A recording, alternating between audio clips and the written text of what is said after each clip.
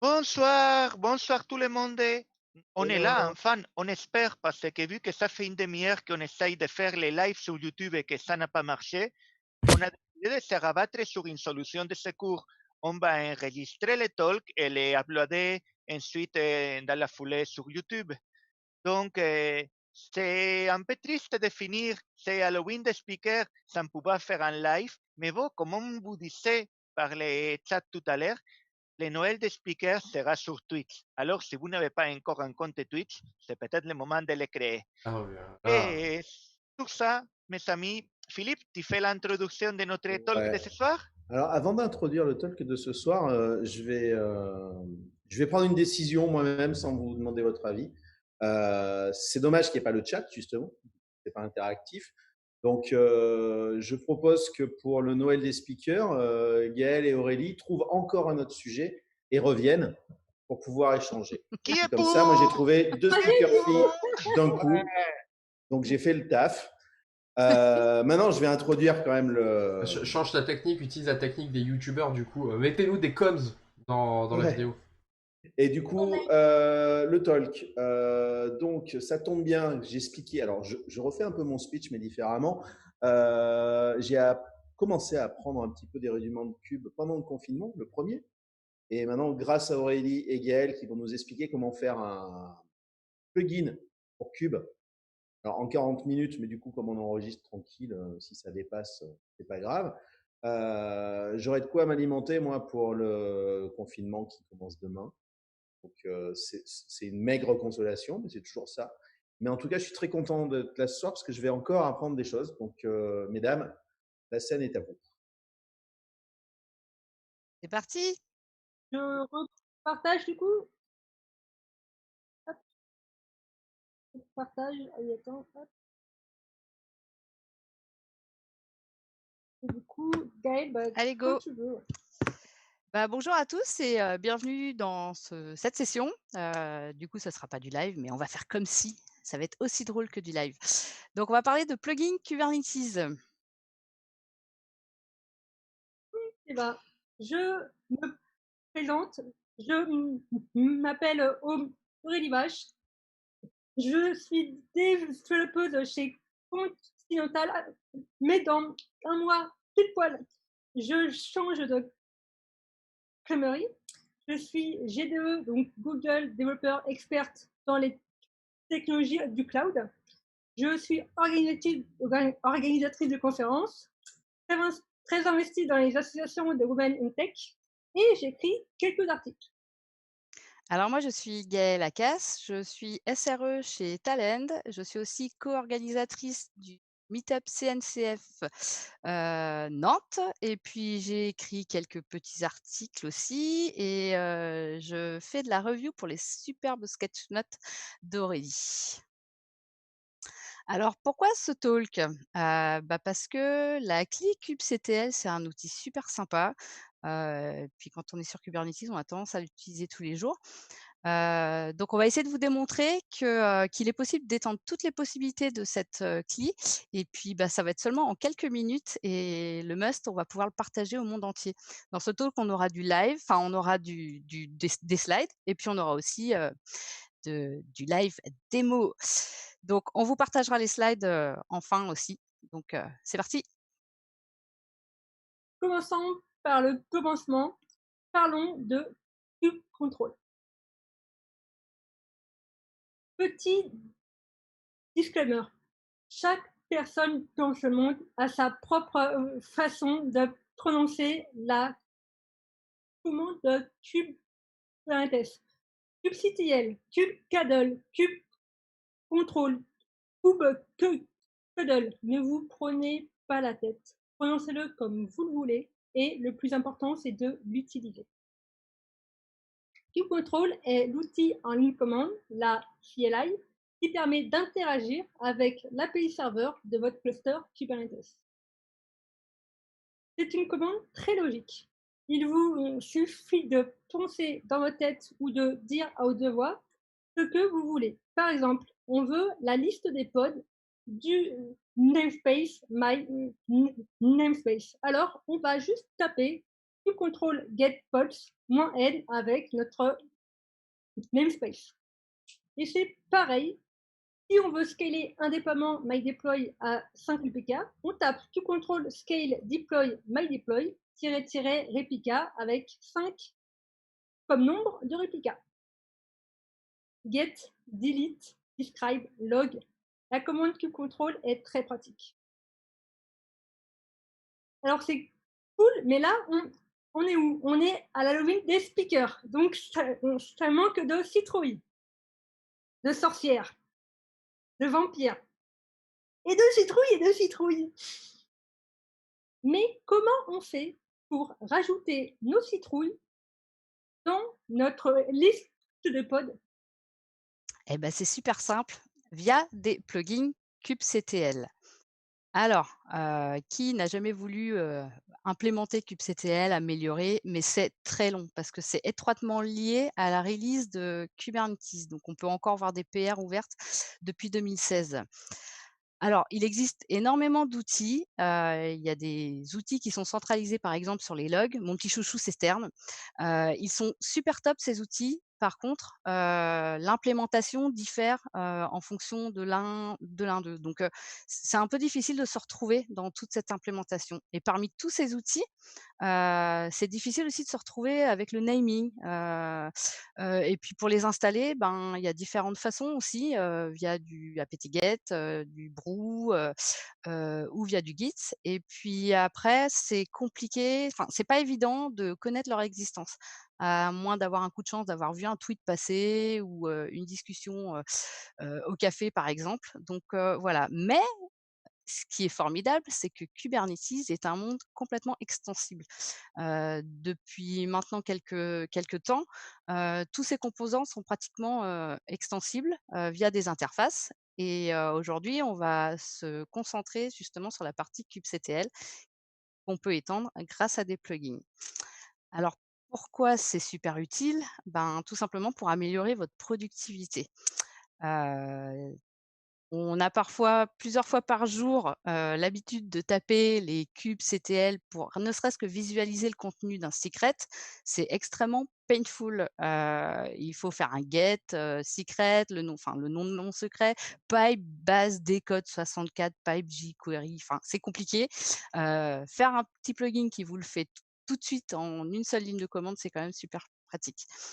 Alors, un plugin, il peut être développé, avec, tout type de langage, à partir du moment où on peut coder une CLI avec. Donc ça peut être du bash, ça peut être du Go et ça peut être aussi, du Python et aussi du Rust. Alors comment ça marche? Eh ben, on va suivre la petite recette de notre superbe petit gopher et on ne remerciera jamais assez Aurélie pour tous ces petits gophers qu'elle nous fait dans ses slides. Alors, on va d'abord créer un fichier.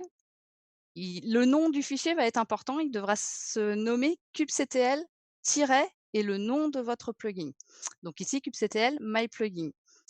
Ensuite, deuxième étape, on va juste le rendre exécutable, donc avec un chmod.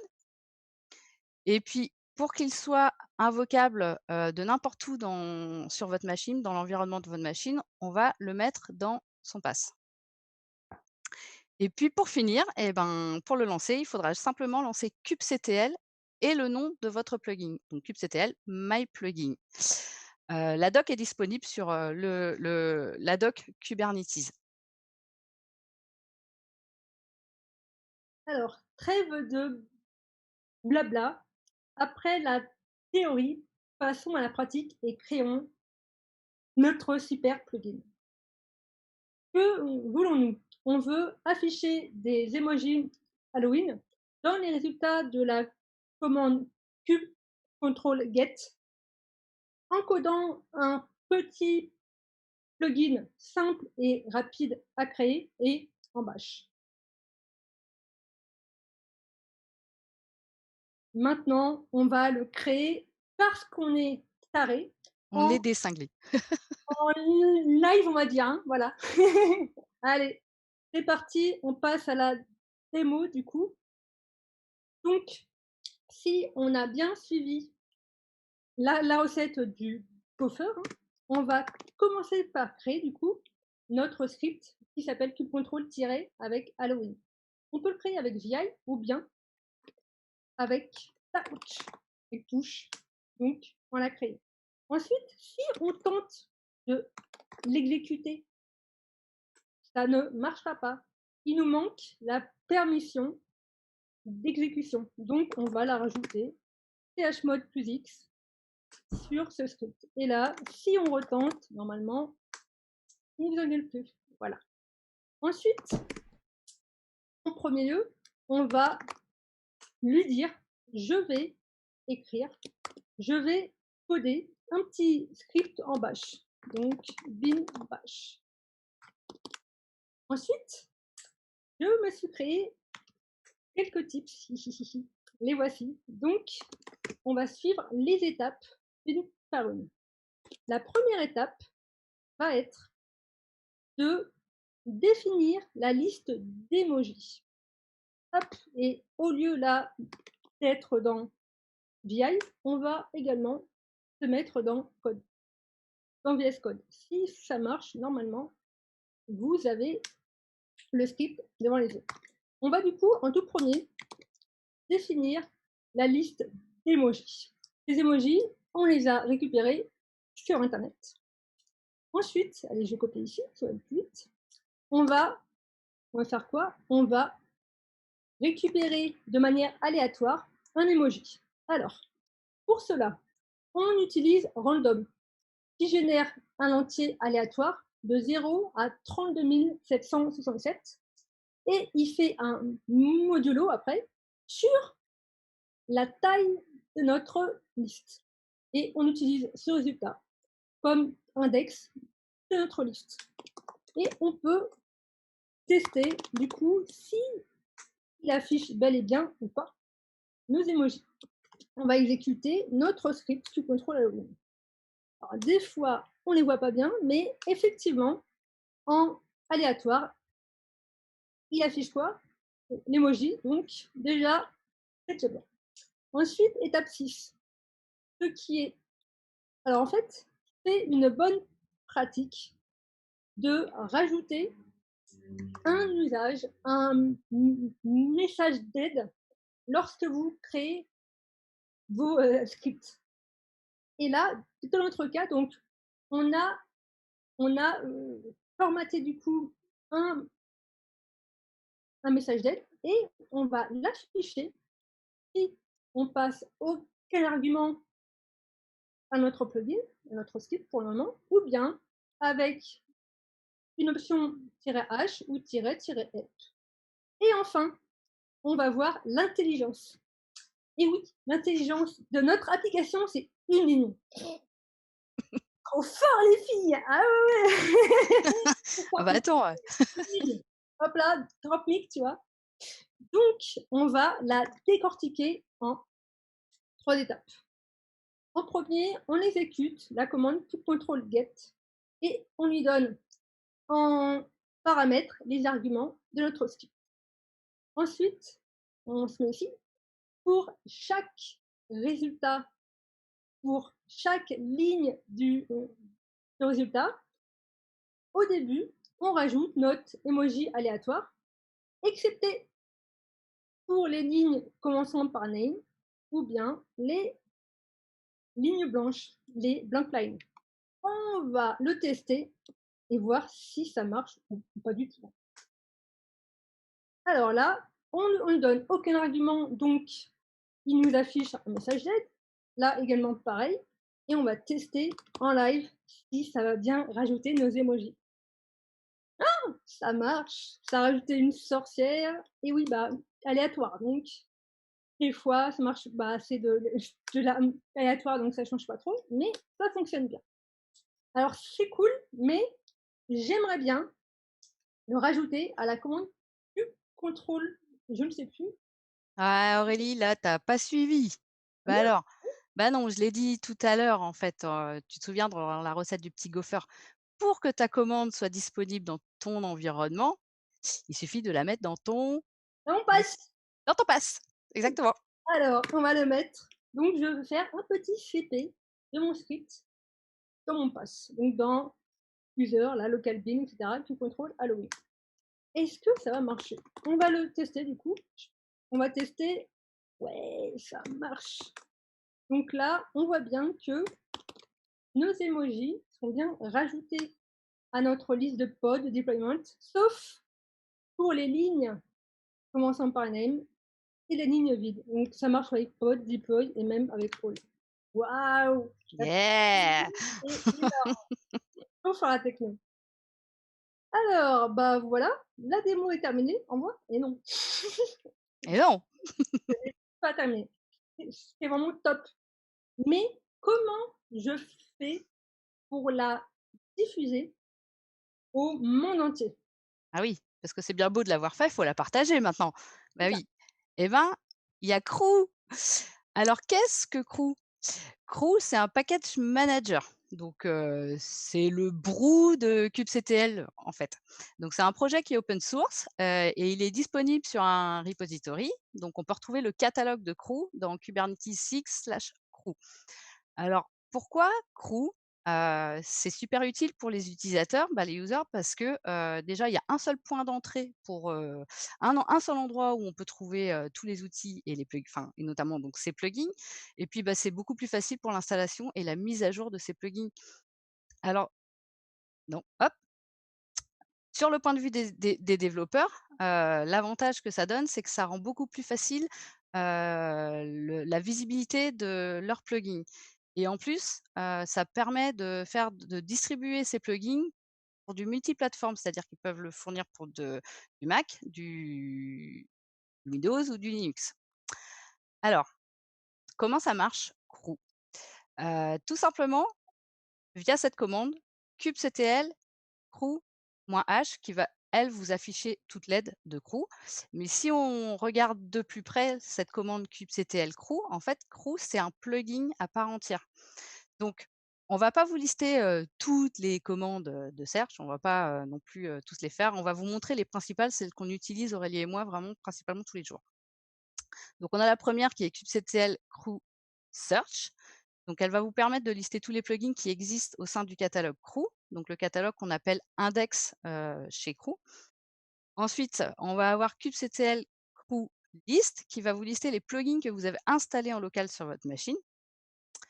Et puis, comme son nom l'indique, kubectl crew installe le nom de votre plugin qui va vous permettre d'installer votre plugin. Il y a une chose intéressante aussi, c'est que le plugin, ou si c'est le vôtre et qu'il est en cours de développement par exemple, il n'est pas forcément disponible dans le catalogue de Crew. Donc, il est possible aussi de l'installer depuis le local de votre machine. Donc pour ça, il suffit juste de mentionner le manifeste en local de votre plugin et puis le lien vers votre plugin. Ensuite, si vous le voulez et qu'il n'est pas forcément disponible en local, vous pouvez aussi fournir une URL, par exemple Git ou autre, pour pouvoir l'installer. Et ça, c'est vraiment intéressant parce qu'en cours de développement, ça permet de l'installer, de faire un update et de voir que tout fonctionne. Donc si on récapitule, on va maintenant vouloir le publier, ce plugin, ce magnifique plugin qu'Aurélie nous a fait, qui affiche nos belles citrouilles pour Halloween. Donc, on a développé le plugin, ça c'est fait. Maintenant, il va falloir le mettre dans un repository, en créer une release, parce qu'on va avoir besoin du lien de cette release pour le fournir à la troisième étape, qui va être l'écriture du manifeste qu'on va fournir à Crew. Et ensuite, en 4, il suffira juste de faire une PR au sein du catalogue de l'index de Crew. Alors, comment est un manifeste? De quoi est-il composé? Donc, c'est du YAML.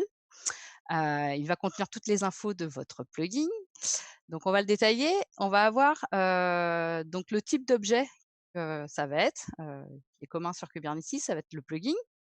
Ensuite, vous allez avoir les spécifications de votre plugin, donc l'URL, le repository, la description, la version. Et ensuite, on va avoir la plateforme. C'est là où on va pouvoir définir les différents types d'installation en fonction de la plateforme. Et pour ce faire, on va utiliser le selector, qui est massivement utilisé sur Kubernetes pour pouvoir faire un matching justement en fonction des OS qui vont être utilisés. Alors, en avant-dernière étape, il y aura aussi l'URL de l'archive de votre plugin. Ce qui est important, c'est que votre archive devra être en .tar.gz ou en .zip. Et puis enfin, le binaire, le pass vers le binaire, de votre plugin. Bon alors vous allez me dire pourquoi il y a un Gopher Gandalf sur la slide. Ouais, ça faisait quand même 7 slides qu'on n'avait pas vu de Gopher et moi ça commence à me manquer. Alors maintenant, on va pouvoir faire notre pull request. Alors, pour ce faire, on va aller dans le repository de CrewIndex et on va proposer justement notre manifeste. Il faut savoir que la review peut prendre un peu de temps. Il y a beaucoup d'allers-retours, il y a des choses à changer. Il faut aussi signer la charte de la CNCF pour que ce soit accepté. Alors notre plugin, il n'a pas été accepté, mais néanmoins, on nous a conseillé de le mettre dans un catalogue, mais privé. Et donc, évidemment, nous, on est des tarés, on l'a fait, hein. Ah oui, Donc, nous voilà partis sur un catalogue privé et c'est vraiment intéressant, parce que ça vous permet aussi de partager vos plugins, dans un périmètre restreint. Ça peut être votre société, ça peut être une équipe, ça peut être, bref. Donc, comment ça se passe pour le nouvel index? Donc, vous allez utiliser, le kubectl crew index add, le nom de votre index et puis, le lien, vers, votre catalogue, c'est-à-dire le crew index. Ensuite, si vous faites un kubectl crew index list, une fois que vous avez fait ça, vous allez pouvoir retrouver, justement l'index au même niveau que le catalogue par défaut. Et puis, si vous faites un kubectl crew search scrally, et là, vous verrez le joli plugin avec toutes les citrouilles. Et puis enfin, vous pourrez l'installer avec le kubectl crew install. Alors après, ça se comporte exactement comme un package manager commun, c'est-à-dire le kubectl crew update, il va vous permettre de mettre à jour l'index, donc de prendre connaissance des nouveaux plugins. Et puis, pour mettre à jour vos plugins, il suffira de faire un kubectl crew upgrade et vous spécifiez votre plugin si vous avez besoin de mettre à jour un seul plugin en particulier. On a mis en avant certains plugins qu'on utilise tous les jours, vraiment qui sont utiles, au quotidien. Le premier qu'on a sélectionné, c'est le View Secret. J'en ai parlé tout à l'heure, c'est fastidieux de visualiser un secret dans Kubernetes. Là, l'idée, c'est, voilà, en une seule ligne de commande, kubectl View Secret mysecret.a, ça va vous afficher tout le contenu de votre secret, en clair, et décodé. Ensuite, on a le View Cert. Ce plugin, il est écrit en Go et il permet de visualiser le contenu et les informations d'un certificat, ce qui est très pratique. Et en plus, c'est un ami d'Aurélie qui l'a écrit et qui l'a soumis au catalogue il n'y a pas si longtemps. Il a été accepté. Donc, il est disponible. Il y a le view utilisation. Des fois, c'est fastidieux. En fait, lui, il va permettre de voir les ressources qui sont utilisées, par exemple, par vos pods sur votre cluster. Des fois, ça peut être fastidieux d'aller dans le board de Grafana. Là, en une petite ligne de commande, on voit visuellement les ressources utilisées. Et puis un petit dernier qui permet de cleaner la sortie d'un get, d'une ressource.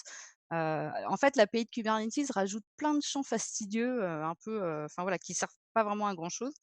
En tout cas, ça sert pour l'API de Kubernetes, mais pas visuellement pour nous. Et du coup, il permet juste de cleaner, de voir l'essentiel d'une ressource. terminons ce talk par des bonnes pratiques. Le naming des plugins est très important. Il n'est pas possible de créer des plugins ayant le même nom que des plugins existants.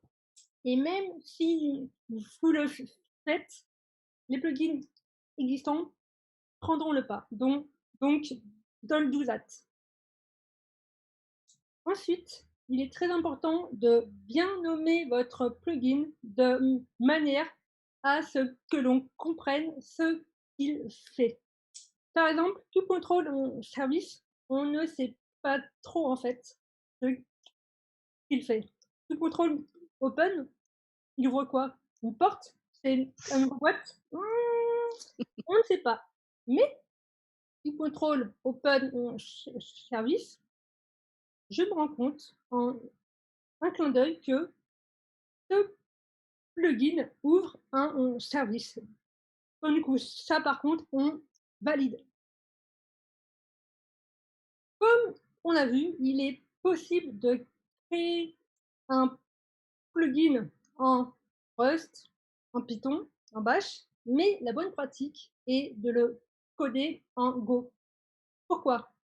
Alors oui, les Gophers sont très, très mignons, hein, voilà, Surtout les tiens, ils sont trop mignons.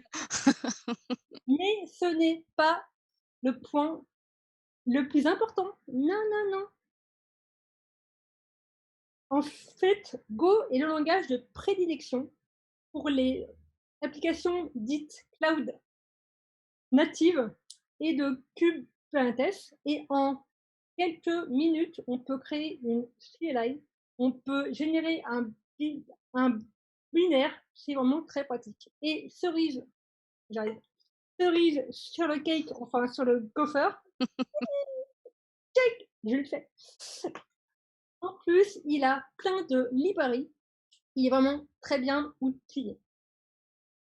La deuxième chose, c'est que au lieu de créer manuellement une PR sur l'index de crew à chaque mise à jour de notre plugin, on a Crew Release Bot qui permet de faire cela.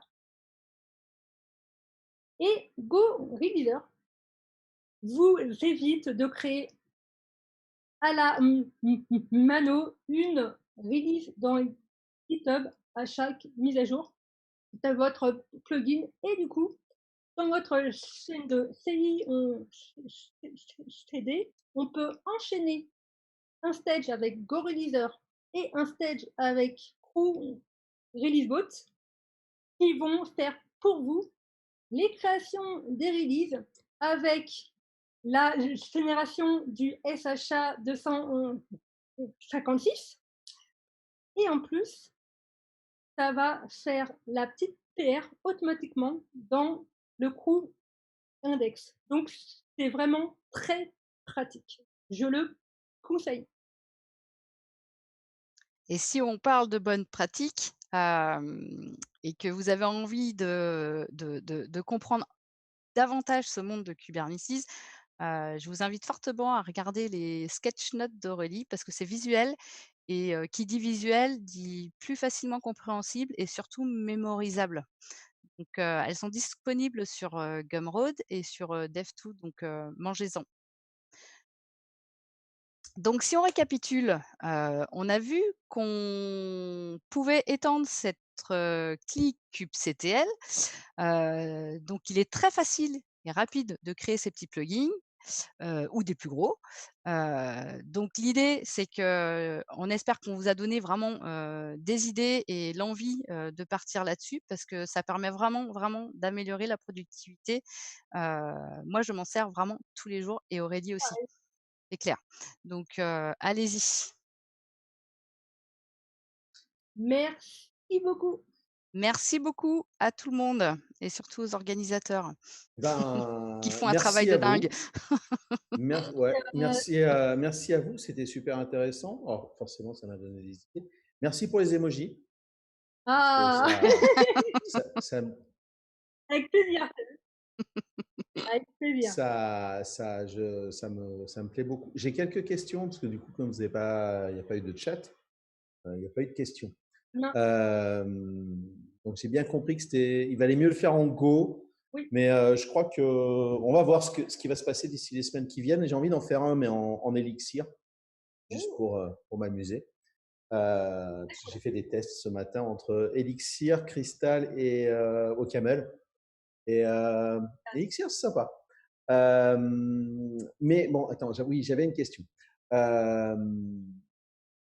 Est-ce que, alors peut-être que ça existe déjà, je ne connais pas, c'est la Galaxy Cube est trop grande pour moi. On pourrait imaginer avoir un plugin kubectl qui analyserait un peu comme, je ne sais plus comment ça s'appelle, mais enfin qui analyserait par exemple ton code source, déterminerait que c'est du JS ou du Java ou du Go, machin, et qui pour tout à ta place en fait, générerait les manifestes ou en tout cas passerait les commandes à Cube via les applis, enfin via kubectl pour déployer, redéployer, faire du blue-green. Refaire un Knative, entre guillemets, mais comme si tu avais un espèce de pass et tu vois plus de YAML, tu vois plus de manifeste. Ah. Ouais, Un peu comme les. J'arrive plus à me rappeler comment ça s'appelle, mais je crois que c'est les gars de chez Heroku qui avaient pondu ça, Mm. où tu as un espèce de kit qui, globalement, tes devs, tu n'en as rien à foutre de comment ça va se déployer. Le kit se débrouille pour t'aider à déployer. Moi, je pense.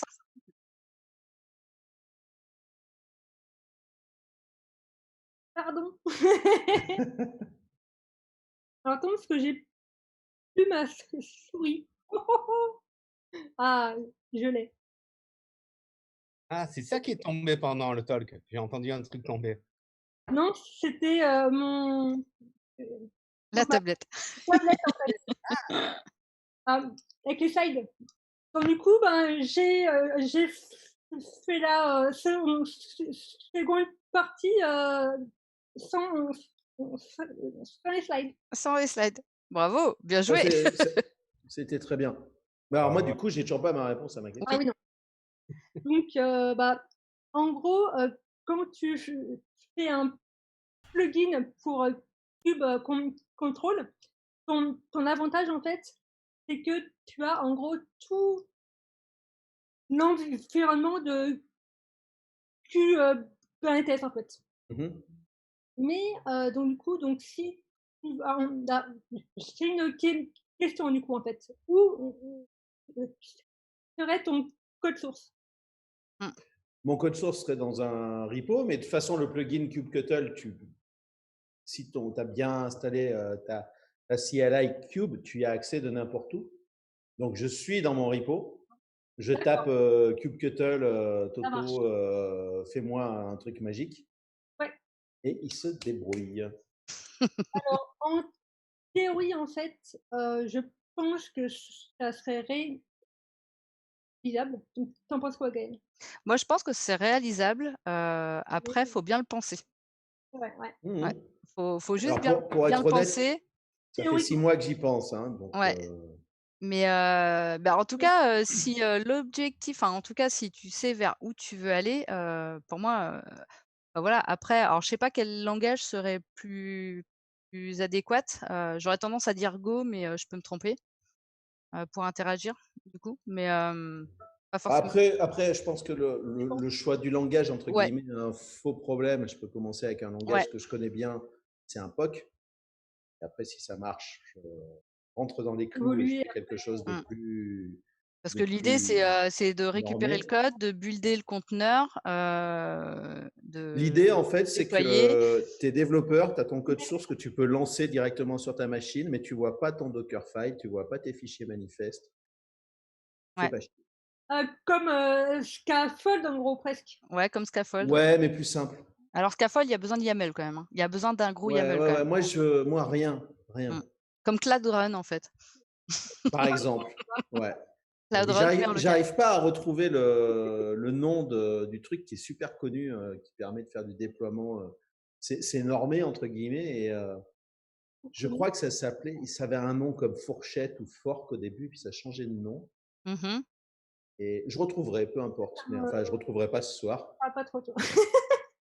Mais, Après mais les bières. ouais, non, j'en ai, Ouais. ouais, j'en ai une et demie pour l'instant, ça va. Message. Hola. Ça va. Moi, j'ai une question aussi. Oui, vas-y. Ouais. Par exemple, moi j'utilise beaucoup le plugin pour changer de contexte, la kubectl NS.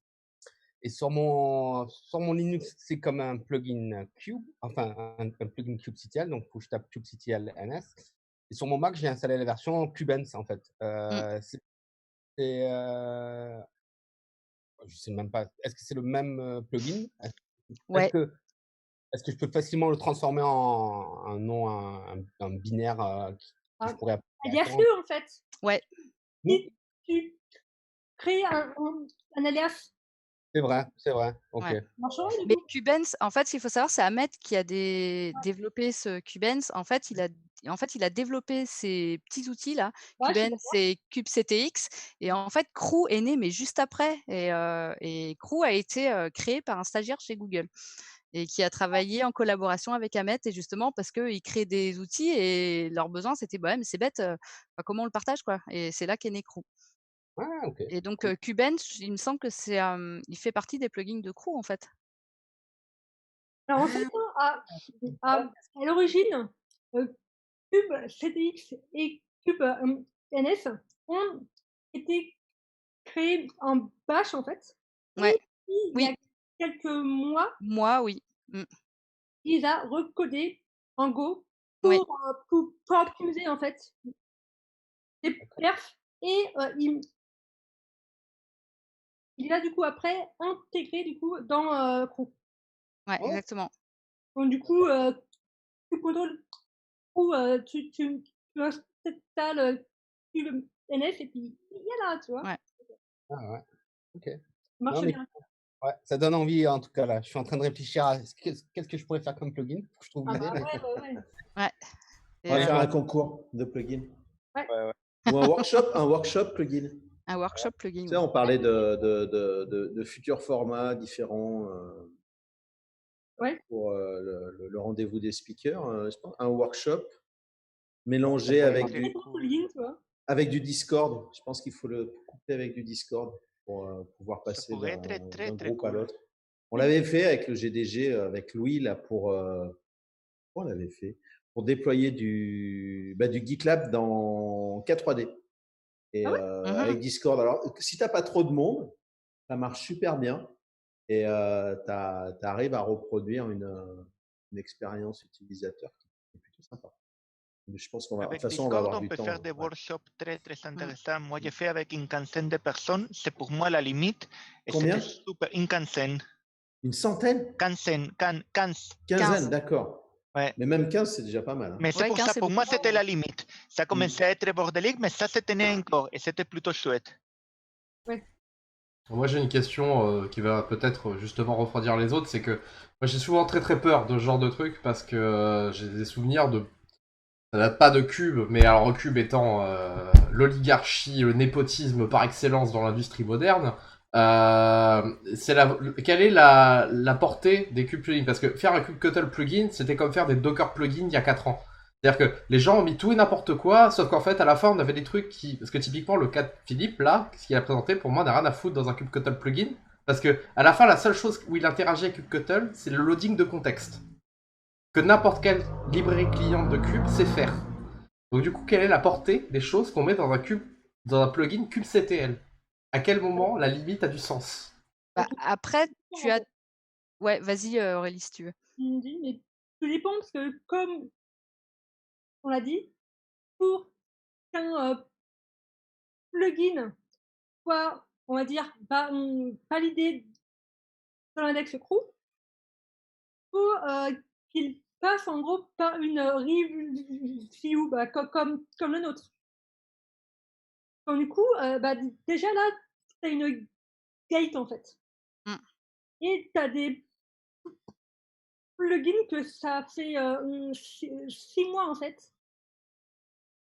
On leur PR toujours du coup open et ils doivent, on va dire, faire des modifications, des ajustements, etc.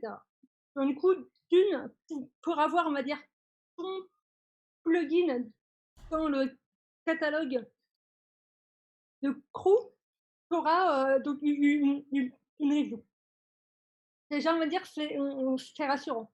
Mais ça ne t'empêchera, on va dire, jamais de coder dans ton coin un petit plugin et d'utiliser, on va dire, toi-même. Donc, tu vois. Donc, s'ils acceptent le mien, ils perdent en crédibilité. Et puis, voilà, quoi.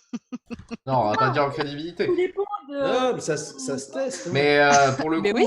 pour le coup, c'est une question que moi je pose parce que à la fin, quand tu présentes ton plugin, à la fin, ma question elle est plutôt pourquoi t'en as fait un plugin kubectl? Parce qu'en fait, je ne vois pas l'adhérence de ton truc avec kubectl parce que finalement, tu nécessites kubectl pour utiliser son. Parce que tout le monde utilise kubectl. Ouais. mais c'est du marketing. mais si jamais tu veux lancer ça dans un serverless, que tu veux lancer ça dans une CI, dans une image Docker qui n'a pas kubectl, tu peux le faire si jamais tu n'as pas l'adhérence. Alors que si c'est pas parce que tout le monde utilise Ouais, Kubectl Là, que... je passe par un médium qui est utilisé par tout le monde. Donc, c'est plus intéressant. On taper après, tu vois. Oh, Et, on revient donc à l'influence des marketing dans la tête des développeurs, quoi. C'est ça. Bon, C'est après, tout si je très le fais en simplement Elixir, ça va ça. être Hype en plus. Hein. plus dur à faire accepter. Parce que Moi, moi, je pense c'est... qu'en interne aussi dans les entreprises, ils ont une pratique, une commande kubectl assez compliquée qu'ils font tout le temps. Ils transforment ça en plugin et ils mettent ce Bah plugin là, je dessus. suis en train d'en construire une qui est vraiment extrêmement liée au contexte chez Talend. Enfin, tous Voilà. les jours, j'en ai ras-le-bol de lancer mon conteneur avec mon PGClip pour me connecter à une base de données avec une commande à rallonge. Enfin, ça me saoule et ça m'arrive des fois de le faire 3-4 fois par jour et je trouve ça hyper chiant, quoi. Puis en tant qu'SRE, je suis pas un grille-pain, donc du coup, l'idée, c'est voilà, d'optimiser ce genre de choses et potentiellement de le partager aux devs aussi, qui s'en servent, quoi. Ouais. C'est toujours intéressant d'avoir une extension de plugin quand on fait de l'automatisation parce qu'en fait ça permet toutes les tâches réparatives. Enfin, c'est comme un guide config, mais de la même manière, il y a une pratique qui a été étendue depuis maintenant, ça fait un moment qu'on fait les guides config, il ne faut pas tout mettre dans un guide config. C'est-à-dire qu'il y a un moment quand l'interaction dépasse l'étendue de juste automatiser des commandes Git, bah on est tous d'accord qu'il ne faut pas le mettre dans un guide config. Et justement, c'est pour ça que je posais la question de la portée, parce que pour moi, c'est très important quand on parle de plugin que justement, Oui. on mette pas tout et n'importe quoi, et que Taco ne se retrouve pas à avoir, en gros, Kubectl, qui est une commande d'interaction avec un admin serveur, avec un API serveur, qui devienne le centre de gestion d'un serveur, parce que c'est pas le cas, en fait.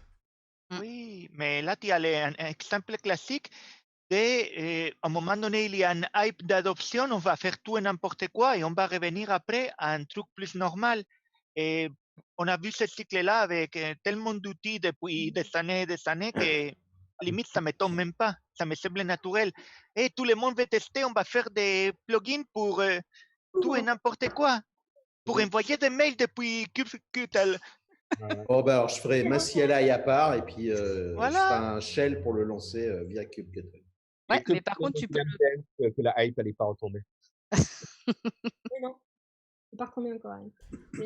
Non, faut que tu fasses un truc qui lance un Knative, qui lance un truc avec ton truc à l'intérieur pour lancer un truc dans... Ouais.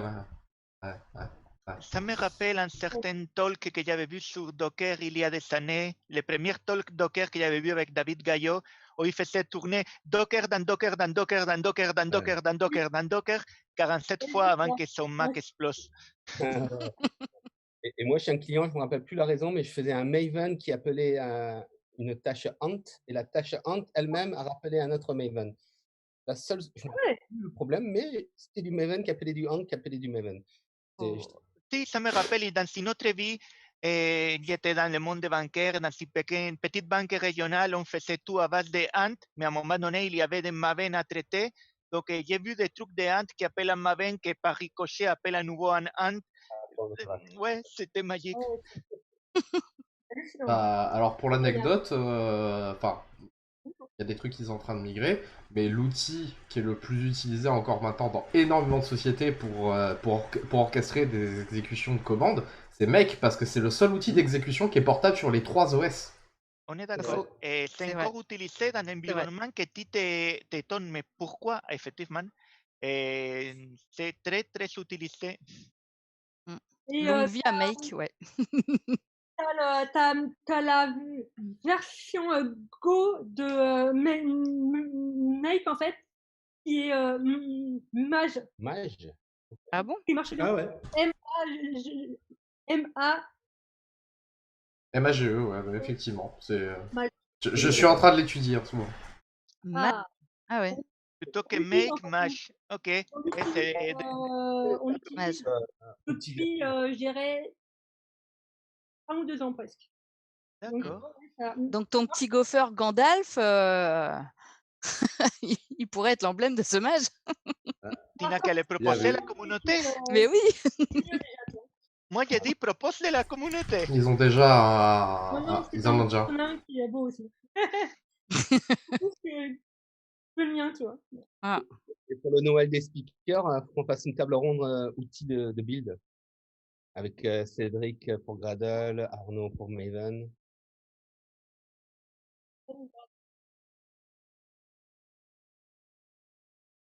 Mais si, toi, tu vas être le modérateur de la table ronde.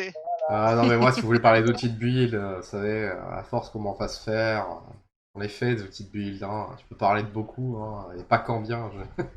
Oui, mais c'est ça qui est Tant sympa. mieux, en fait.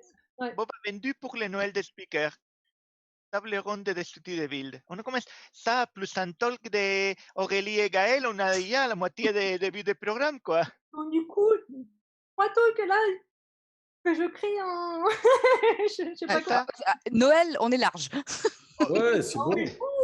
Moi, je remarque que c'est surtout Philippe qui a fait un annoncement. Tu vois, c'est un peu comme quand tu pings quelqu'un sur Twitter, quand tu le fais de manière publique, ça fout quelqu'un dans la sauce en face parce qu'il peut pas vraiment dire non, tu vois. Ah bah si, moi j'hésite pas à dire non quand je peux pas, hein. Mais là, je vais pas le faire vraiment en public. Ouais, enfin, ça va être- demain, ça sera public, c'est vrai. Mais Ce vous soir, avez le droit de refuser, hein. parce que ça sera uploadé ce soir normalement. Bon, bah, les amis, Moi, je n'étais pas sûre d'accepter, hein, mais Aurélie, ah non, mais si, il faut qu'on le fasse, ce talk. Et en fait, ce talk-là, on l'avait proposé au DevFest Nantes. Et du coup, ça, ce serait dommage de ne pas le faire, quoi. Non, mais Exactement. c'était super cool, super intéressant. Je pense que les gens qui vont regarder la vidéo vont bien aimer parce que c'est aussi super accessible. Donc, bravo. Moi, j'ai bien Bah, aimé. l'idée, c'est vraiment de faire quelque chose de simple, en fait, pas Non. partir dans des détails. Après, en fait, tu vois, ouais. Mm, mm. Bon, nous Et sommes avec... on raconte en fait une histoire en fait. Mm. Donc, du coup, c'est step by step avec de l'humour également. Hein. Mais, bah, Step by step dans la tête. mais si ça a plu, bah, tant mieux en fait. Tu Mm. vois, c'est le plus important.